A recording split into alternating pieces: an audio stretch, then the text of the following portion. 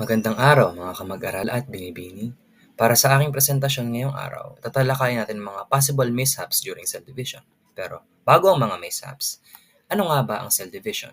Ito ay isang proseso kung saan ang isang cell ay nahahati sa dalawa. Galing nga sa pangalan division, gumaganon. Pero hindi lang ito basta nahahati na kung 20 ang meron dito, magiging 10 na lang pag nahati. Hindi yun ganon. Dahil ang cell division ay parang cloning na kapag 20 ang nasa una, kapag nag-cell division siya, magiging 20. Hindi siya basta paghahati, ngunit subalit para siyang pagko-clone. So, bakit kailangan ito? Kailangan natin yung cell division dahil ito ang rason kung bakit nagde-develop yung mga katawan natin. Kung bakit gumagaling tayo sa sakit. Bakit lumalaki tayo. At ayun. Kailangan natin ito dahil kailangan mapalitan ang mga cell natin. Dahil kapag hindi napalitan ng cell natin, parang ano lang ito, pagkain. Kapag hinayaan mo lang maiwan dyan, ay mabubulok at maaaring magkaroon pa ng mga masamang epekto. At dediretso naman yun sa susunod na slide, which is, maaari bang pumalya ang cell division?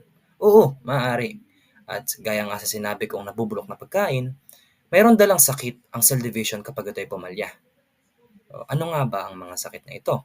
Maaaring magkaroon ng Down syndrome, Cri-du-Chat syndrome, cancer, at iba pa ang tao kapag may kamalian sa cell division.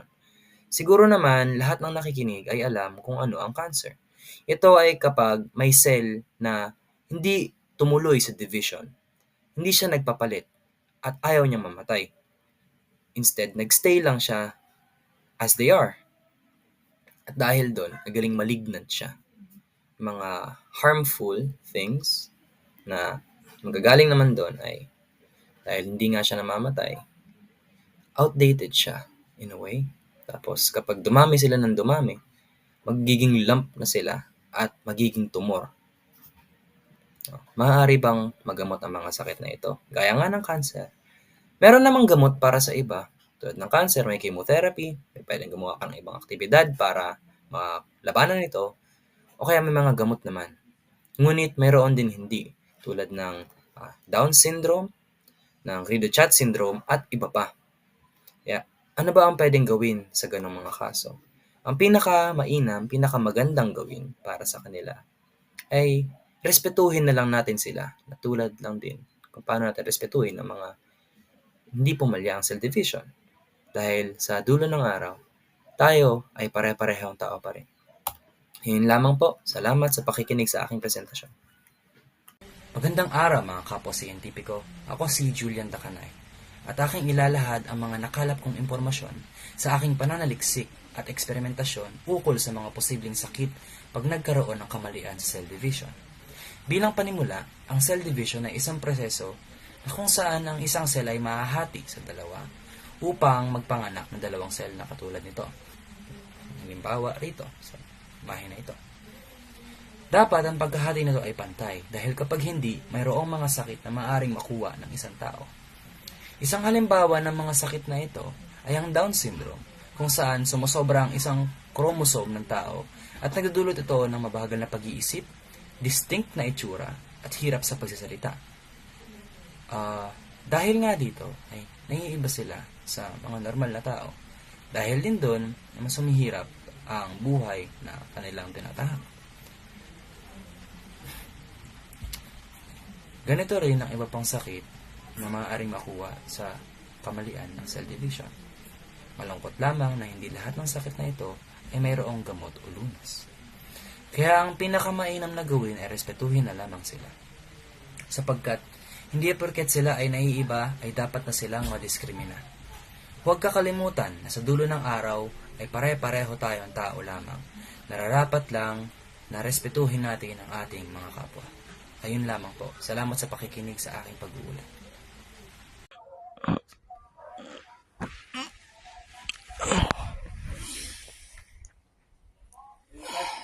Oras na ba? Tira! Pilit na ako. Kawit! Ano ba yan? Kasi nag-alam ng maayos eh. Hindi na lang ako nagpuwet kagabi. Hindi ko na lang ginawa project ko. Naku talaga. Wait lang guys ha. Yung vlog ko dapat ngayon maayos eh. Kaso hindi gumana alarm ko. Wait lang.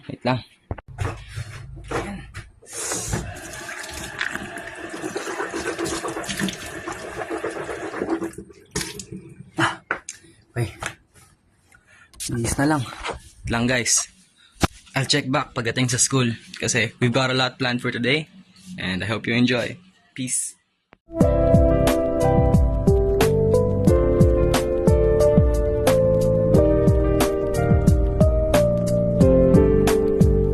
Tapos na ako ma. Tapos na. Okay, so yun. Formally, good morning guys. So I'm back at it again with my vlog and I'm on my way to school as you can see. So ang plano kong i-vlog ngayon kasi project namin eh. Tas naging interesado ako. Parang magandang talakayin natin mga cell organelle. No? And alam ko namang tinuro na yun sa mga lower years sa amin eh. Interviewin ko nga sila, no? Pero, teka lang. Biyahe muna ako. I'll check back at school. Bye-bye. Uy! Pero teka lang. Bago tayo umalis, kailangan ko munang maipaliwanag kung ano ang cell organelle.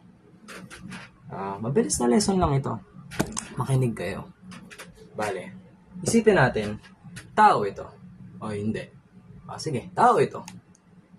Tapos, sa loob ng tao ay meron siyang mga cell. Ang cell, katulad nito, nasa loob siya ng tao. At ang cell ay parang pundasyon. Kunyari, sa bahay, kailangan mo muna ng pundasyon bago mo ma-build ang mga pader, magawa ng kwarto, at kung ano-ano. So, kailangan may cells tayo para may mabuhay, syempre. Pero, ang mga cells na yon ay may sarili ring buhay.